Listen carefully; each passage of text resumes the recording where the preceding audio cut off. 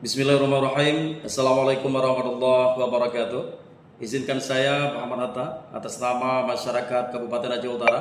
Pertama sekali kami menyampaikan apresiasi dan rasa ungkapan terima kasih yang setinggi-tingginya kepada segenap jajaran TNI dan Polri, khususnya kepada jajaran Polres Aceh Utara atas dedikasi dan profesionalismenya dalam menjaga keamanan dan ketertiban selama pelaksanaan Pilkada Aceh tahun 2024. Tentunya pengamanan yang telah dilakukan bukan hanya menciptakan suasana yang kondusif, tetapi juga menjadi bukti nyata bahwa komitmen TNI dan Polri dalam mendukung demokrasi yang damai dan berintegritas di Aceh.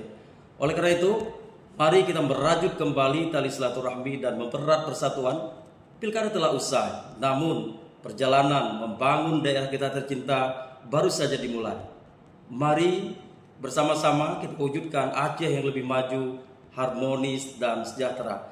Sekali lagi, terima kasih atas pengorbanan dan kerja keras TNI dan Polri. Semoga sinergi ini terus membawa kebaikan bagi seluruh masyarakat Aceh. Wassalamualaikum warahmatullahi wabarakatuh.